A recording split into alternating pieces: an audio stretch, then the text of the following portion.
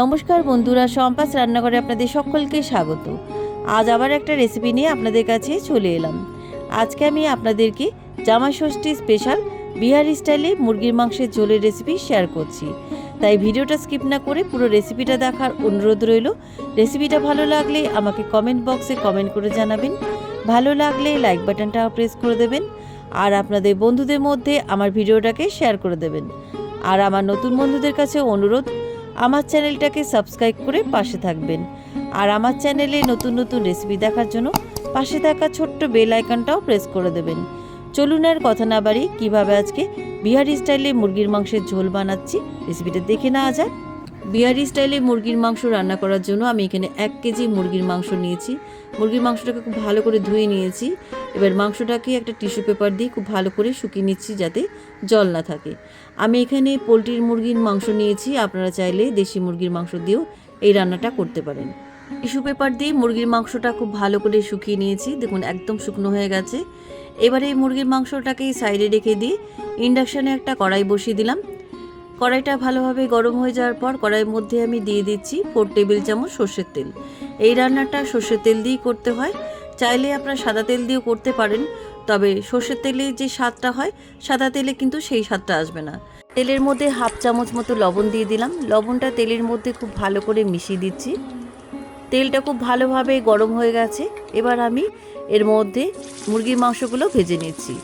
এই মুরগির মাংস ভেজে একবার এই চিকেন কষা রান্নাটা একবার খেয়ে দেখবেন, খেতে কিন্তু দারুণ সুস্বাদু হয়। সমস্ত মুরগির মাংসের টুকরোগুলো তেলের মধ্যে দিয়ে দিলাম। এবার হালকা ব্রাউন করে আমি মুরগির মাংসগুলোকে ভেজে নিচ্ছি।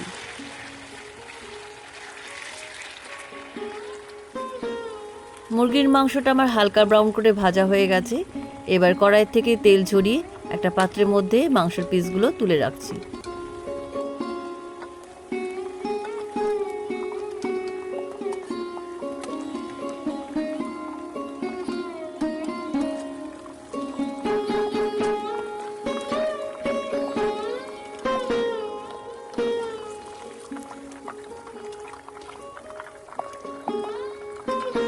কড়াই থেকে সমস্ত ভাজা মুরগির মাংসগুলো তুলে নিলাম। এবারে তেলের মধ্যে আমি গোটা মশলা ফোড়ন দেবো। নিয়েছি এখানে 2টো তেজপাতা, 2টো শুকনো লঙ্কা, 5টা ছোটো এলাচ, 5টা লবঙ্গ, 1 টুকরো দারচিনি, 2টো বড় এলাচ আর 1 চামচ গোটা গোলমরিচ আর 1 চামচ গোটা জিরে। এবারে সমস্ত গোটা মশলাগুলো আমি তেলের মধ্যে দিয়ে দিলাম। গোটা মশলাগুলোকে তেলের মধ্যে আমি 30 সেকেন্ডের মতো ভেজে নিচ্ছি। গোটা মশলাগুলোর সুন্দর গন্ধ বেরোচ্ছে। এবার আমি এর মধ্যে দিয়ে দিচ্ছি 400 গ্রাম পাতলা করে কাটা পেঁয়াজ কুচি। এই রান্নায় পেঁয়াজ কুচিটা একটু বেশি লাগে। এবার তেলের মধ্যে পেঁয়াজ কুচিগুলো আমি হালকা ব্রাউন করে ভেজে নিচ্ছি।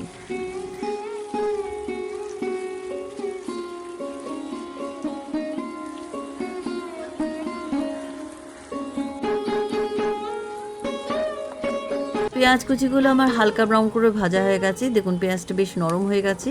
এবার আমি এর মধ্যে দিয়ে দিচ্ছি 1 টেবিল চামচ রসুন বাটা আর দিয়ে দিচ্ছি এর মধ্যে 1 টেবিল চামচ আদা বাটা। এবার আমি এর মধ্যে দিয়ে দিলাম 1 টেবিল চামচ কাঁচা লঙ্কা বাটা। কাঁচা লঙ্কা ঝালটা আপনাদের স্বাদ অনুযায়ী দেবেন। এবার আদা রসুনের কাঁচা গন্ধ চলে যাওয়া পর্যন্ত আমি পেঁয়াজের মধ্যে কিছুক্ষণ ভেজে নিচ্ছি। আদা রসুনের কাঁচা গন্ধ চলে যাওয়ার পর আমি এক এক করে গুঁড়ো মশলাগুলো দিয়ে দিচ্ছি এর মধ্যে 1 টিস্পুন হলুদ গুঁড়ো। এবার আমি এর মধ্যে দিয়ে দিলাম 1 টিস্পুন জিরে গুঁড়ো। এবার আমি এর মধ্যে দিয়ে দিচ্ছি 1 টিস্পুন ঝাল লঙ্কার গুঁড়ো, ঝালটা আপনাদের স্বাদ অনুযায়ী দেবেন। এবার আমি এর মধ্যে দিয়ে দিচ্ছি 1 টিস্পুন ধনে গুঁড়ো। এবার আমি এর মধ্যে রঙের জন্য দিয়ে দিচ্ছি 1 টিস্পুন কাশ্মীরি লঙ্কার গুঁড়ো আর দিয়ে দিচ্ছি এর মধ্যে 1/4 টিস্পুন জায়ফল গুঁড়ো। স্বাদ অনুযায়ী লবণ দিলাম আর স্বাদটা ব্যালেন্স রাখার জন্য এর মধ্যে দিয়ে দিচ্ছি 1/2 টিস্পুন চিনি। এবার আমি এর মধ্যে দিয়ে দিচ্ছি 150 গ্রাম টক দই। টক দইটাকে খুব ভালো করে ফেটিয়ে এর মধ্যে দিয়ে দিলাম।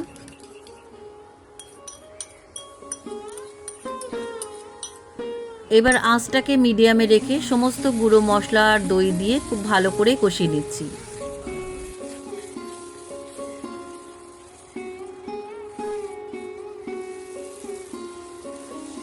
মশলাটা খুব ভালো করে আমার কষানো হয়ে গেছে, দেখুন মশলা থেকে তেল ছেড়ে দিয়েছে। এবার এই মশলার মধ্যে ভেজে রাখা মুরগির মাংসটা দিয়ে দিলাম। মুরগির মাংসটা দিয়ে খুব ভালো করে মশলার মধ্যে মিশিয়ে আরও 5 মিনিট কষিয়ে নিচ্ছি।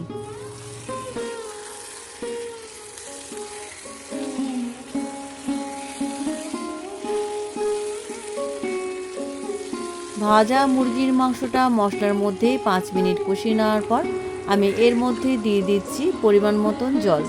জলের পরিমাণটা আপনারা বুঝে দেবেন। আমি এখানে 1 গ্লাস জল দিলাম। জলটা খুব ভালোভাবে মাংসের মধ্যে মিশিয়ে দেওয়ার পর আমি এর মধ্যে দিয়ে দিচ্ছি 3টে গোটা টমেটো আর দিয়ে দিচ্ছি 4টে গোটা রসুন। এগুলোকে খুব ভালো করে ধুয়ে নিয়েছি। আমি এখানে ছোট ছোট সাইজের টমেটো নিয়েছি, আপনারা চেরি টমেটোও নিতে পারেন। এবার টমেটো আর গোটা রসুনগুলো ঝোলের মধ্যে ভালো করে মিশিয়ে এবার ঢাকা দিয়ে আমি 10 মিনিট মাংসগুলোকে সেদ্ধ করে নেব।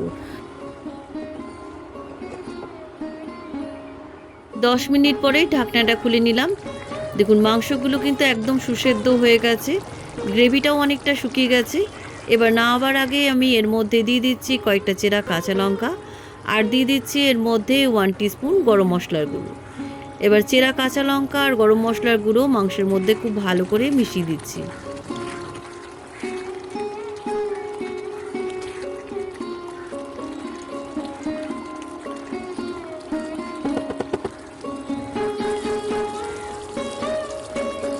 রান্নাটা আমার একেবারে শেষের দিকে।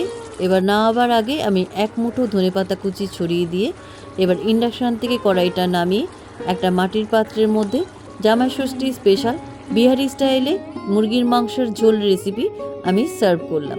কেমন লাগলো আজকের বিহারি স্টাইলে মুরগির মাংসের রেসিপি? আপনারাও জামাই ষষ্ঠীর দিনে এইভাবে একবার বিহারি স্টাইলে মুরগির মাংস রান্না করে জামাইকে খাওয়ান, জামাই আপনার প্রশংসা করবেই। রেসিপিটা কেমন লাগলো আমাকে কমেন্ট করে জানাতে ভুলবেন না। ভালো লাগলে লাইক বাটনটাও প্রেস করে দেবেন আর আপনাদের বন্ধুদের মধ্যে আমার ভিডিওটাকে শেয়ার করে দেবেন। আর আমার নতুন বন্ধুদের কাছে অনুরোধ, আমার চ্যানেলটাকে সাবস্ক্রাইব করে পাশে থাকবেন। আর আমার চ্যানেলে নতুন নতুন রেসিপি দেখার জন্য পাশে থাকা ছোট্ট বেল আইকনটাও প্রেস করে দেবেন। আজ তাহলে চলি, আবার একটা নতুন দিনে নতুন রেসিপি নিয়ে আপনাদের কাছে চলে আসব। সবাই ভালো থাকবেন, সুস্থ থাকবেন। ধন্যবাদ।